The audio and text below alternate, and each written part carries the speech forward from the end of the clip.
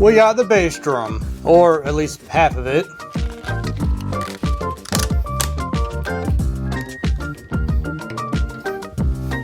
The rack tom, and finally we can put the floor tom back together.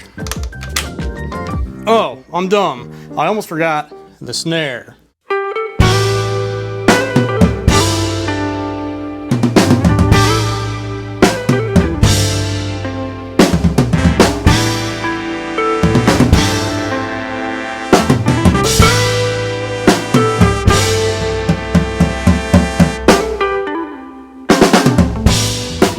This is my first time with a nesting kit, so there's a few things I wanted to dive deeper into. What are the pros and cons of a nesting kit? Who would benefit from a nesting kit? And then finally, I want to see how it stacks up against, or stacks in, because they stack inside of each other. I want to see how they stack up against a normal drum set, of course in convenience, but also in sound. How much does cutting a drum in half and latching it back together affect its tone? But when it comes to all the different nesting kits on the market, I'm pretty sure that this is like the nicest one that you could get. And I'm not just saying that because this was sent to me to make a video about. This thing truly is a work of art. Let me show you. This is a Brownie Nesting Club kit made by Cameron at Brownie Drum Company, just a couple hours away from me down in North Carolina. Now, I'm just gonna say it, this kit will set you back $4,289. That does include the floor tom legs, a nice carrying case, and even these custom pillows, we'll call them, that fit inside of the drums so they don't rattle around too much, and even a lifetime guarantee. Now, about $1,400 of that is because of the finish on this kit. This is an epoxy metal flake finish. It's not a wrap, it's not lacquer. We'll talk more about it in a second. So if you are trying to save some money, you can just go with a regular oil finish. But back to the finish, I was a bit conflicted when I heard that this was an epoxy finish, because if you know anything about epoxy, you know that you have to pour it. You can't spray it like a lacquer. And because drums are round, I was expecting this to be all runny and lumpy and all uneven. But this finish is as smooth as glass. This is their metal flake finish, and because of the epoxy, it really adds a layer of depth to it, which is kind of hard to see on camera, but this is like super sparkly, and every time you move, the light catches the different flakes and looks insane. I went with purple because I don't have any purple drums, but I thought a golden snare would really complement the look. Which again, this is the epoxy metal flake finish. I don't know if you've noticed this, but it's like impossible to see the seam where the drum is cut. So let's open this up. We got 1, 2, 3, and 4 latches, and she comes right apart. The shells are 100% birch and are really thin. The kit does have re-rings, and I learned a lot about re-rings from this kit. Apparently, the tightness in which a re-ring is installed changes the tone of a shell. I had no idea.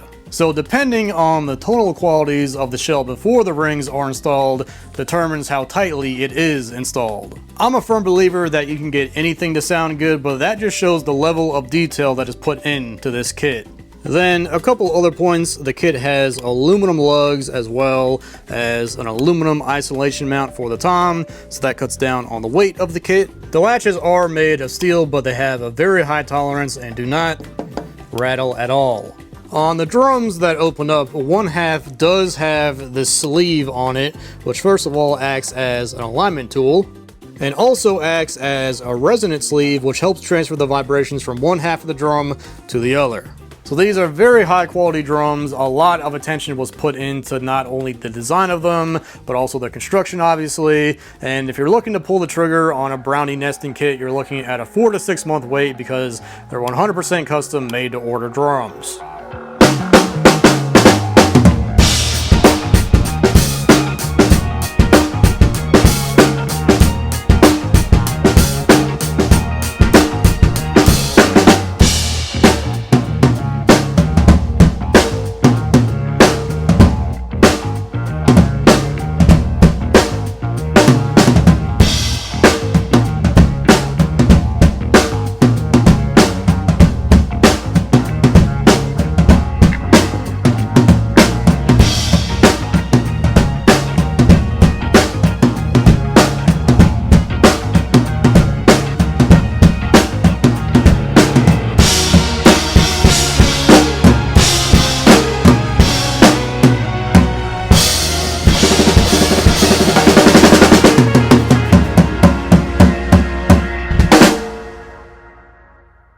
Now let's get into the pros and cons. The first and most obvious pro is that instead of carrying around 4 cases, you can carry around 1.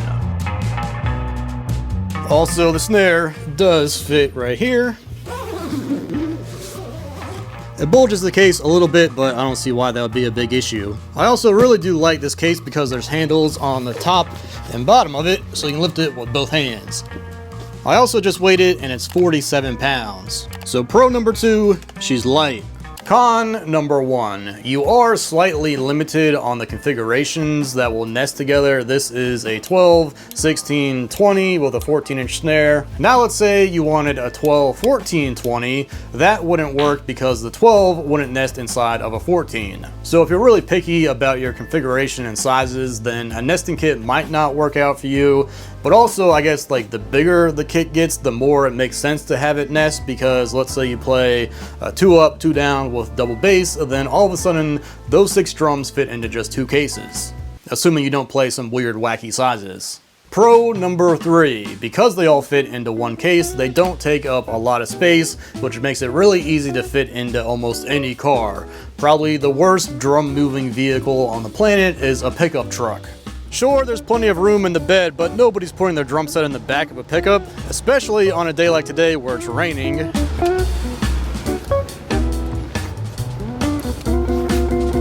Try doing that with a regular drum set. Con number 2, this is something even I'm a little weirded out by, so it might just take some practice and getting used to. Every time I take a drum out or put it in, I'm scared I'm just gonna like bang the edge of the other shell. And you like kind of have to make sure that the shell is inside of the other shell before you re-nest the other half of the shell you took apart. So it is a little bit finicky and kind of nerve-wracking the first time you do it, because you obviously don't want to scratch up the shell or put any dings or dents in it. Now, getting a tiny little scratch or dent on the inside of the shell isn't going to change how it sounds, but it's like buying a new car, getting a tiny little scratch on it where no one will ever see it, but just you knowing that it's there kills you.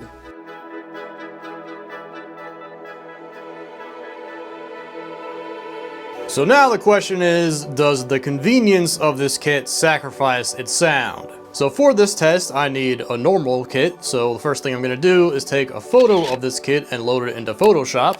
Then I can erase all the latches, join the 2 halves together without forgetting to do the insides. Then I can save this file as a PCX, which stands for Picture Created into Existence. So now I have a normal drum set we can compare it to. If y'all haven't downloaded the new Photoshop update, I highly recommend you do. You can't even tell. It's like the drums were never even cut in the first place. Even on the inside, you can't tell.